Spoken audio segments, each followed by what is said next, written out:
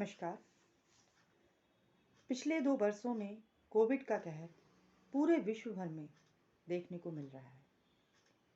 देश में लगभग 100 करोड़ से ज़्यादा लोगों को वैक्सीन लगवाकर सरकारें खुश हैं।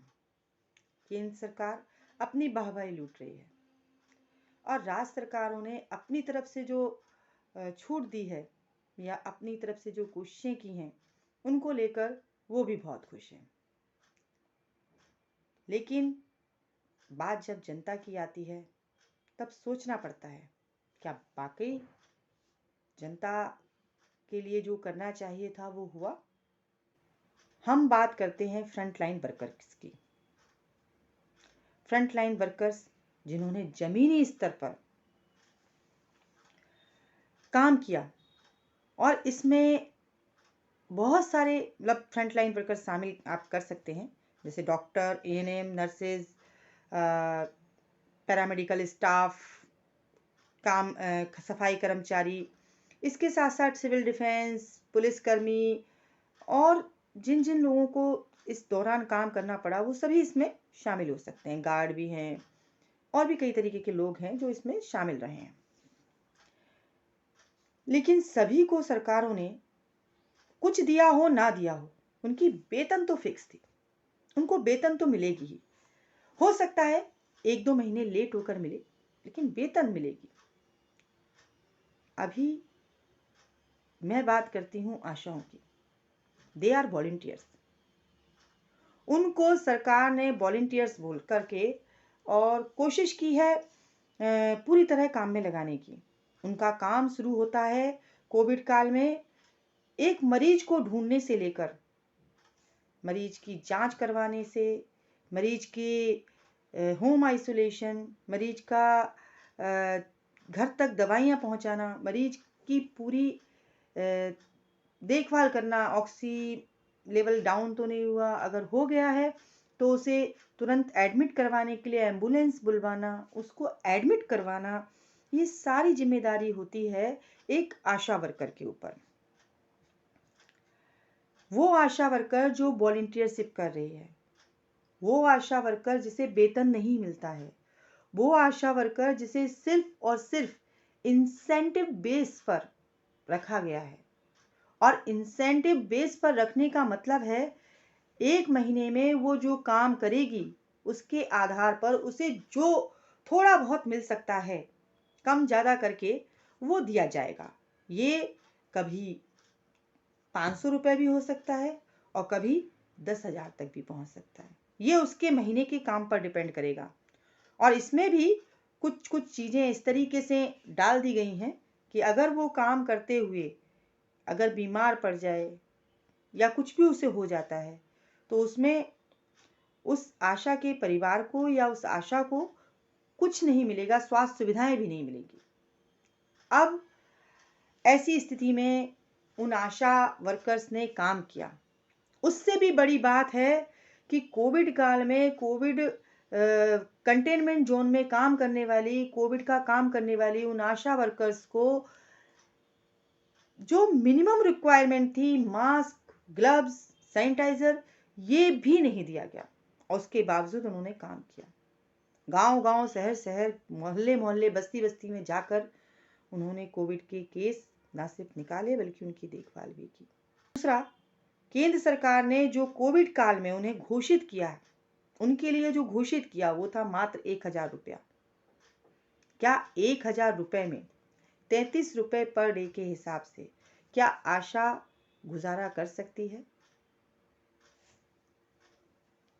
केंद्र सरकार को क्या इस अपने फैसले पर पुनः विचार नहीं करना चाहिए?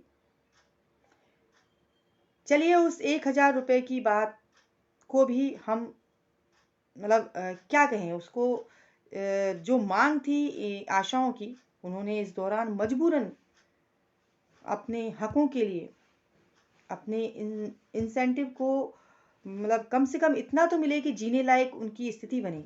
कोविड काल में अपने 10,000 टोटल एक अमाउंट आशाओं को दें ताकि वो इससे अपने परिवार को चला सकें। लेकिन आपके सामने है, कोई भी ऐसा फैसला सरकार की तरफ से नहीं आया। इवन कई राज्यों में राज्य सरकारों ने अपनी तरफ से कुछ दिया है। दिल्ली की हम बात करें तो दिल्ली में भी कुछ दिया गया, लेकिन वो भी फिक्स नहीं दिया गया। उन्होंने ये कहा कि कोर इंसेंटिव जो पॉइंट बेस पे मिलता था, अगर आशा कोविड का काम करती है तो उसे उस कोविड के काम के लिए काम करने भर से, एक्टिव होने भर से उसको ये कोर इंसेंटिव जो मिलता था 3,000, वो 3,000 पूरा प्रॉपर मिलेगा और 1,000 सरकार जो दे रही है केंद्र का, टोटल मिला के 4,000 रुपये। आपके सामने बहुत खुले रूप में ये बात रखी है मैंने, किस तरीके से आशाओं का शोषण जारी है। अभी इनके साथ साथ आशाएं परेशान हैं, वो चाहती हैं कि सरकार का दिया काम हम करते हैं, सरकार के लिए काम करते हैं, तो ये सरकार हमें कर्मचारी का दर्जा भी नहीं देती। क्यों? जबकि इन्हीं सरकारों ने साथ में बैठ करके, ट्रेड यूनियनों के साथ बैठ करके 45वें भारतीय श्रम सम्मेलन में यह तय किया था कि कर्मचारी का दर्जा दिया जाएगा और न्यूनतम वेतन दिया जाएगा, फिर भी आज तक इसे लागू नहीं किया। ऐसे में आशाएं परेशान हैं। आशाओं ने अपनी जान पर खेल करके सरकार के सभी आंकड़े पूरे किए हैं। सरकारें आज डॉक्टर्स को पुरस्कार देना चाहती हैं। हमें इससे कोई ऐतराज नहीं है, बिल्कुल देना चाहिए। उन्होंने भी काम किया है और उनको उसका सही तरीके से मान मिलना भी चाहिए। परंतु आशा वर्कर्स ने जो किया है, क्या उसके लिए उन्हें पेमेंट और मान दोनों मिले हैं, या सिर्फ उनको चने के झाड़ पर चढ़ा करके उनसे काम लिया गया बिना पैसे के? और आज भी कर रही हैं। आज घर घर में जाकर कोविड-19 के वैक्सीन का लगवाने का काम, किस घर में लगवाया है, किस घर में नहीं लगवाया, ये सर्वे भी उन्होंने करके दिया। उसके बाद अब जिस घर में नहीं लगा है, या जाकर पूछना, और वहां पर जिन घर में नहीं लगा है वहां पर लगवाने की जिम्मेदारी भी आशा को दे दी गई है। सरकारों को विचार नहीं करना चाहिए कि एक आशा से हम इतना वर्कलोड ले रहे हैं, लेकिन उनके लिए हम कुछ करने को तैयार नहीं हैं। शर्म आनी चाहिए, शर्म आनी चाहिए उन सरकारों को जो इस तरीके से शोषण करने पर आमादा हैं। निराश आशाओं ने आंदोलन का रास्ता इख्तियार किया और आंदोलनरत आशाओं के आंदोलन को तोड़ने के लिए अपनी ताकत का इस्तेमाल किया सरकारों ने।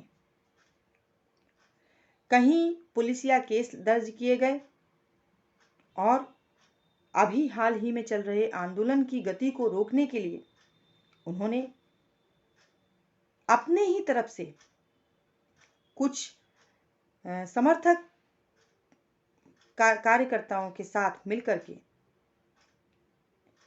आशाओं के मूवमेंट को भ्रम में डाल दिया।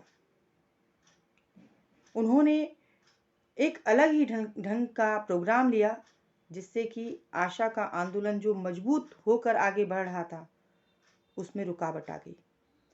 लेकिन आशाओं ने हार नहीं मानी। दिल्ली की आशाओं ने राष्ट्रीय स्तर पर चल रहे आंदोलन का हिस्सा बनकर सरकारी तंत्र का मुंह तोड़ जवाब दिया और सरकारी तंत्र को यह भी बताया कि हम न्यूनतम वेतन की मांग को लेकर और कर्मचारी का दर्जा दिए जाने की मांग को लेकर आंदोलनरत हैं और पूरे देश की आशाओं के साथ कदम से कदम मिलाकर लड़ रहे हैं, और तब तक हार नहीं मानेंगे जब तक हमारी जीत नहीं होती।